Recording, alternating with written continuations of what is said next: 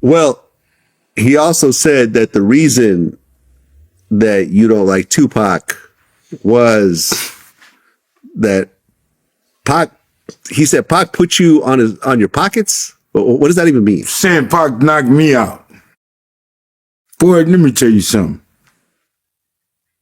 If Tupac would have touched me, Suge also said him and my brother Buntry laughed at it. If my brother wouldn't have whooped Tupac ass for knocking me out and sucking Suge in his goddamn mouth, I'd have got up, I'd have shot Buntry, I'd have shot Tupac, and I'd have shot Suge, and I'd have shot Tupac again. You would have shot your own brother. Yeah. I shot my baby brother. I forgot about that. That was an accident, but that was an accident, though. Yeah, but you don't think, hell yeah, I'd have shot him. Because he laughed at you and didn't step in for you getting. That's my blood. We didn't get down like that. And just think, if Tupac would have did that to me, how am I in a position to bodyguard or watch any of these other cats? Tupac would have been on the A1 list. And nobody in Compton would ever believe that dumb shit. I'd have beat it. They'd have had a problem. And this is something I've talked to the Outlaws and everything else like that. If you connect the fight at the MGM to the shooting that happened right afterwards, you could say that Tupac died gangbanging, because that situation with Orlando was as a gang situation. And Pac wasn't a blood, wasn't, you know what I mean? He was rolling with Suge and he was associated with it. But you see what I'm saying? That's like us. We not Crips or Bloods, but we could call 50 up here and half of them be Crips, half of them be Bloods. You know what I'm saying? And these is all my homies that I'm a ride with. You know what I'm saying? It's the same situation. You know what I mean? Pac was riding with him. You know what I mean? Just like they was riding with him. You know what I mean? If some shit kicked off, niggas would have been the first to ride for Pac. And he was the same way. He was riding with his homies, whoever it was. He could have been with, whoever that day. You know what I'm saying? And to break it down even more simpler, me and you become good homies, and you get into a situation and I defend you as a homie. Yeah. Take the gangbanging shit away. Yeah. Because you not a gangbanger, I'm not a gangbanger. You know what I'm saying? But you own Vlad TV. You know what I'm saying? Your heels. And niggas is on your heels, and I ride for you. Yeah. Did I die for Vlad TV? You know what I mean? Did I die a reporter? Did I die, you know what I mean, a journalist? You get very different answers depending on who you ask. But from your point of view, as someone who's been banging his whole life, or a large portion of his life, would you say that Tupac died gangbanging? No, I think Tupac died because he put himself in a situation that he had no business. Tupac didn't have no business doing what he was doing. Right. Which was a gang situation. Which was a gang situation. He shouldn't have put himself in that situation. Do you see what I'm saying, though? You put yourself in a gang situation, so aren't you gang banging at that point? You got hang-arounds. I'm guilty by association. And that's what he was. He was guilty by association. No, man, I ain't gonna lie, man. I never knew Mob James was this funny, man. Like, Mob James made me laugh throughout this interview. But on a serious note, he makes it clear, man, that it doesn't matter if it was Tupac, Buntry, or Suge Knight, man. All of them would have get it, man. All of them would have get it. He ain't taking no disrespect, and he's standing on business, man. Like, Mob James, remember, y'all, like, Mob James is one of them, man, that was serious. Like, do not believe that he's joking, man. Like, when he says that, he's hella serious, man. And he was one of them dudes that didn't play around, man. Like, if you guys just ask around or check or research whatever, he was one of them serious men. So do not take his words lightly, man. But I want you guys to watch a full interview, because he's about to get in some deep dive when it comes down to Tupac, and makes it clear that Tupac wasn't no gangbanger, and a lot more stuff. So watch the video fully. Remember to drop a like, drop a like, drop a like, drop a like, and subscribe, my people. Enough of me talking. Check out the rest of the interview. Now, I'm not going to play the part just to fit in. You got money. And just like I said before, you can't go buy another Tupac. You know what I'm saying? You can't go buy another one of them. You got 15 Bloods right here that this what we getting our little change for. So this is Crip and Compton. We all Parus from Compton. Go get his ass for what he did. Tupac, you sit right here in his chair. You my money. Don't let him run off and go hit somebody he don't know nothing about. And that's why the man is not here. He put himself in a situation that he had no business. It wasn't his business. I don't care. Any one of those guys could have told Tupac he was a Paru. It didn't make him. Yeah, and I think there was the Showtime documentary about Suge, and I think Suge talked about after that situation happened, and he said, well, you hot in the music, but now after this situation, now you're gonna be hot on the street side. And right after that happened, and that's coming from a man that wasn't hot from the beginning of his damn self. Suge ain't from no he ain't never have no gun and did no drive-bys. He ain't stood at no stores and fought no Crips. Right. He wasn't going to the high schools while we was doing us. He was getting an education. While we was fighting, we went to school just for lunch to fight. We didn't go to sit in no class. You know what I'm saying? My little sister, I go to school and she opening the doors for me because I'm pointing out what Crip I wanted. And she opened the door, he in her class. So, I mean, we was doing shit like that. Suge was getting an education. So, Suge don't know about, okay, my brother, my homie, and Suge didn't give a fuck about us, man. Suge didn't know what gangbanging was truly about. You know what I'm saying? Suge didn't go to none of the funerals of the little homies. He probably can't even name 5 that died.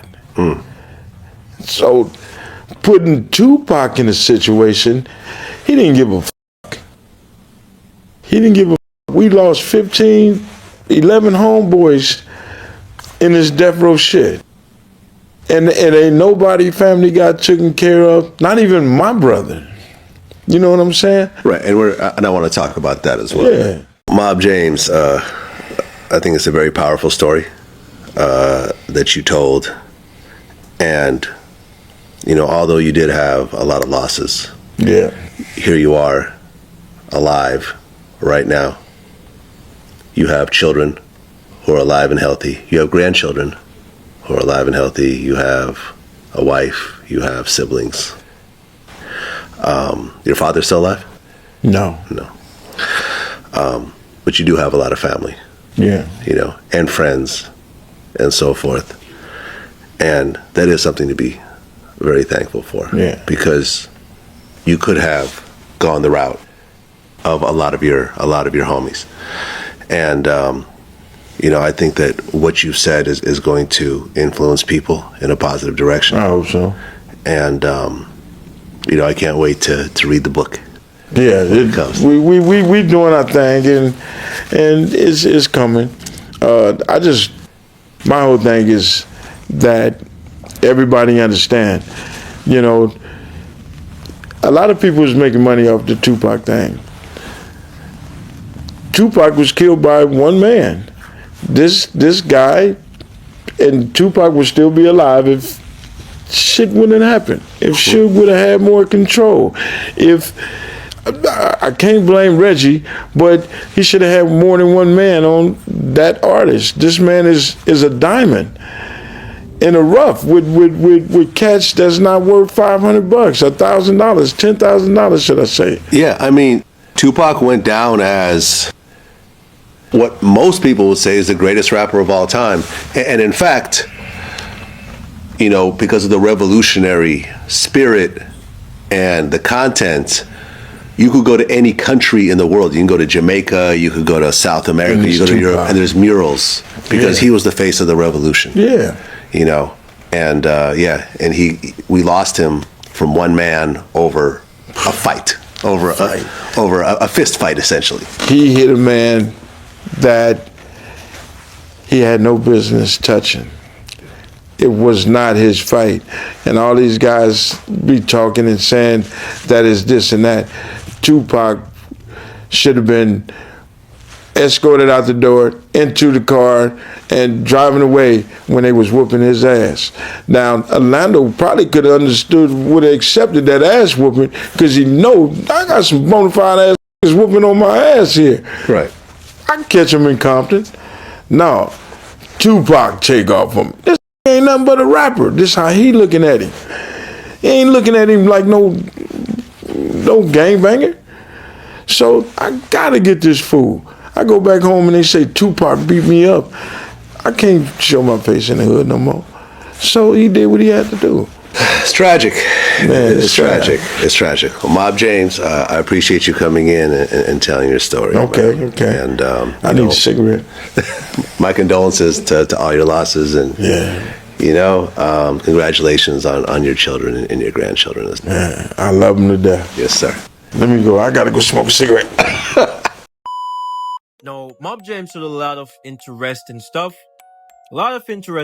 Man. He makes it clear that Tupac didn't really die gang banging, right? He had associates, he knew gang bangers, as I said, even myself, but he wasn't a real, gang banger, like hardcore gang banger, right? So Mob James makes it damn clear that, listen, man, some people be saying he died gang banging. That's false. That's a false narrative. That's a lie.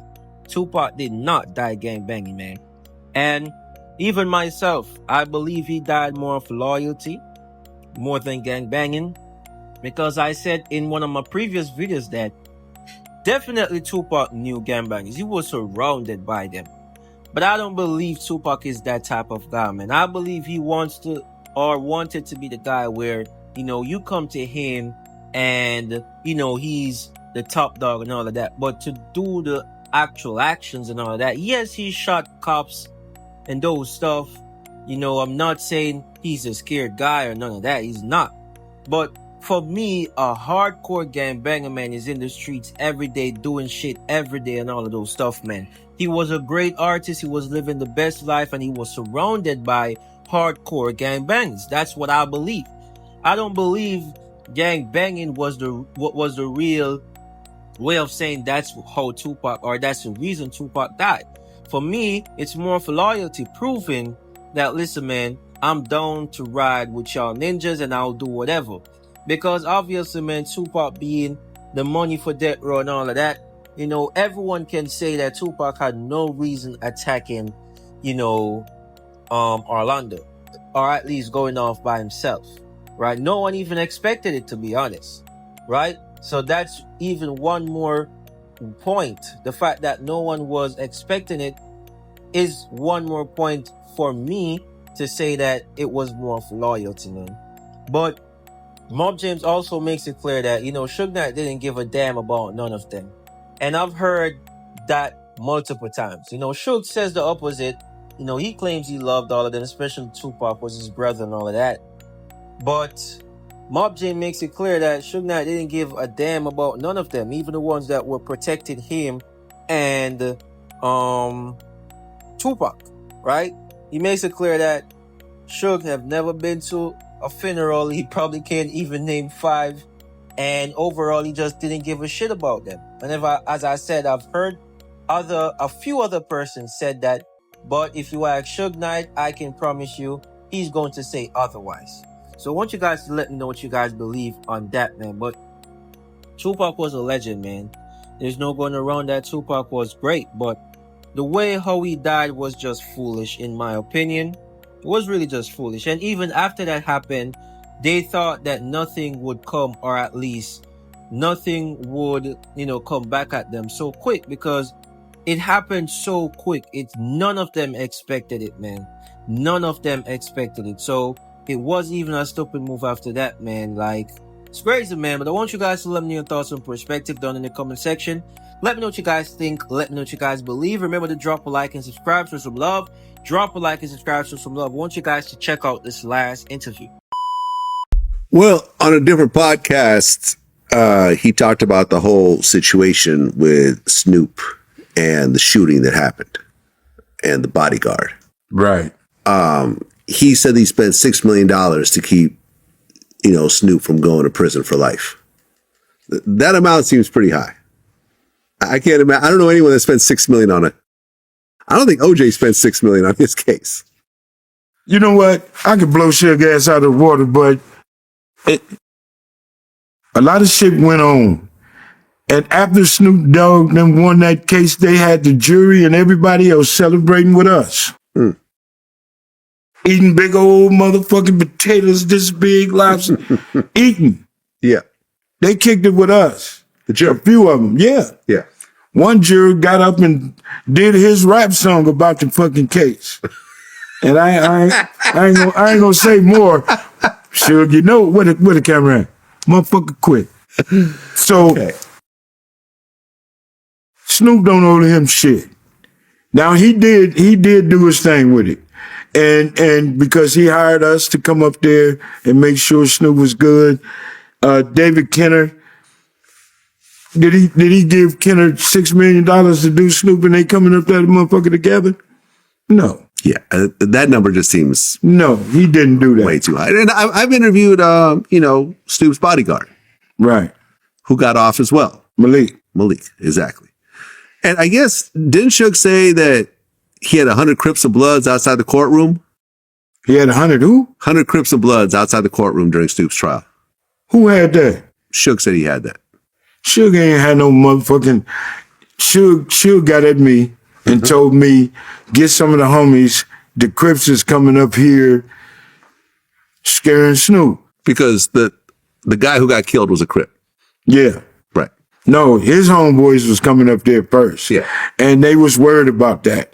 So I said, okay. He told me to get 15, 20 homies. I had 9 and me. That's it. So 10 people. That's it. Did anyone show up in that courtroom causing trouble? Not or one. the courthouse or nothing? Nobody, not one time since we was there. Not one gang member came up. Quiet the whole time. Period. The easiest money I ever made. Okay.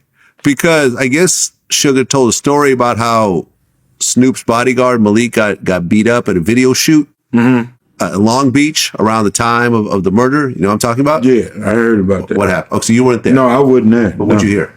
No, just Malik got into it. I heard about the Crip dude that supposed to banged on him or whatever. They was driving and they shot the dude, whatever. That's their personal shit. I never got into nothing that went on with Long Beach or none of them Crip dudes. All of them guys that worked at Death Row, they'll tell you, Mob James wasn't around them. I was a motherfucking gangbanger. I wasn't hanging with them. But if it came to me getting paid, I'm gonna make sure nobody touched that Crip. That was my job. I never kicked it. My brother and them smoked weed with Snoop and them every day. Got high with them, drinking, whatever. I never kicked it with Das and Corrupt. The only one that I know that was like, fuck that, I ain't going out like that, was Corrupt. And I said, well, y'all can't be mad at him standing up for himself. And that was one conversation. That's the only one I speak on. What do you mean? So what did Corrupt do? Well, you know how Death Row, you had the hood there. And the homies was them, being them. And right. So you had all the Piru Bloods, and then you had all Long Beach Crips. Right. Now, Corrupt was a Roll 60s Crip. I didn't know that at the time. I thought he was from Long Beach. He came up under a Big U. Yeah. So he was a Crip, but a Roll 60s Crip. Right. He was a Long Beach Crip. I thought he was from 2-1 with Snoop and all of them. No, but they were fucking with each other. No, I'm talking about back then. Yeah. So I didn't really trip off of Snoop being from Long Beach or whatever. I never heard Snoop cripping the way he cripping. I never heard him cuss. I never heard that. So that ain't part of my job, to bang on them. You know what I'm saying? Just like Tupac. That wasn't my job. But I'm not finna hang with you and fight people and do all that other dumb shit you doing because you think you this cat or you want to be from the hood. You ain't from the hood. And that's the only beef I had with Tupac. You ain't the homie. You not from Compton. You ain't nobody in this market. You ain't gangbanged on another hood. So how the fuck you think you from the hood? That's motherfucking Trayvon bullshit. That's Buntry bullshit. Y'all, this ain't from the hood. No, Mob James said Tupac ain't from the hood. And that's the only beef he really had with Tupac. Right? He made it clear when, Tupac joined, the mob and all of that. He didn't like it. Right? He made it pretty clear. I mean, he said it himself. So he says again that the only beef he really had with Tupac is that he's acting like he's from the hood. And this topic is very subjective. You have persons that believe that Tupac was a gangbanger. You have persons that believe he was not a gangbanger. And as I said previously, I believe he definitely was surrounded by hardcore gangbangers and all of that, associates. Yes, I know he shot at cops. I know he did stuff, but to me, that's not really hardcore gangbanging. That's not really like to me because, come on, you have persons that just do stupid stuff, shoot off cops and all of that, and they face the consequences. But to me, hardcore gangbanging, you be on the streets, drive by, like robbing, all of those stuff, like all of those bad stuff, and we've never really heard Tupac doing that, right? So as I said, yes, he did shoot off cops and all of those stuff, but to me, that's not really hardcore gangbanging. So as I said, it's subjective. I would love for you guys to know what you guys think. When it comes on to, Mob James and Snoop and all of that, he makes it clear that he simply protects who he's assigned to protect. If not, he doesn't give a F, right? And that's straight up, man. And he makes it clear, man, he never heard about Snoop cripping the way he cripping, cause, like, I swear, man, I never knew Mob James was this funny, man. Like, I swear, man, but I want you guys to check out this last clip, man. I know I told you the last interview, but my bad, man. I want you guys to check out this last clip and let me know your thoughts and perspective. Years later, Keefe D gets caught up in a sting operation and confesses the whole shooting situation to Greg Kading, who you ended up doing an interview with as well. When you heard that Keefe D confession, what did you think? I didn't believe it because, okay, why is this guy saying this now? Don't he know he can go to jail? Well, everyone in the car, at the time that he did that confession, everyone in the car except for him was dead. Orlando was dead, and there was two other guys in the car, and they were both dead as well at that point. Oh, I didn't know they got killed. One of them died, I think, of natural causes. He was just overweight and never, I don't know. I had to ask Pam on that one. I talked to Greg Kading about this. By the time the Keefe D gave you that information, Orlando was gone. What about the other two members of the car? Dre was already gone. He was in the passenger seat behind the driver. How did he die? He died from natural causes, obesity and health-related causes. Okay. And Terrence Anderson, the driver, he just recently died. He was shot and killed inside of a marijuana dispensary in Compton. And so now... When was this? Just recently, within the last couple months. Oh. So, Keefe D's last man standing. Now that he's free to speak on it, they give him immunity. Yeah, I had Greg Kading explain this to me. He's the only living person in that crime. He gets caught up with a bunch of PCP, I think. Mm-hmm. And they say, confess this whole situation to us, and we'll drop this PCP case, which you basically facing life over. And whatever you say, if it matches up to everything that we check, none of this could be used to implicate you in the actual crime. Well, the guy actually confessed to his nephew killing the man. Yeah. Now, from what I know, if I'm with you and I commit a crime, a murder, at least I got that same case. Correct, but what I'm saying is the way they structured that. Yeah, that's he was not charged with that murder. Now, if other evidence comes out later on and pins him to the murder, then that's a whole different situation. But his actual confession could not be used to okay. Don't actually. You think he pinned himself and all the other people saying that they saw him and he this and that, and not only that he said he did it, he puts himself there. So if I say I saw him, I can't be lying because he put himself there. It's a tricky situation. Exactly. Yeah. So if he win, oh well. I mean, he's still out right now. Do your thing. Yeah. Do your thing. Do you consider that snitching? Well, his nephew is gone. Yeah. I don't think he should have said anything. He should have took that to his grave. I mean, my nephew did that. I mean, that's like me putting my brother out there because I know he gone and he can't be convicted of nothing. I can sit there and say what Buntry did on death row. No, I can't say what Buntry did on death row. Everybody knows. Everybody on death row is assholes. That's all they need to know. Yeah. Keefe D's a whole nother situation, man. Like, I always say that Keefe D's just so all over the place.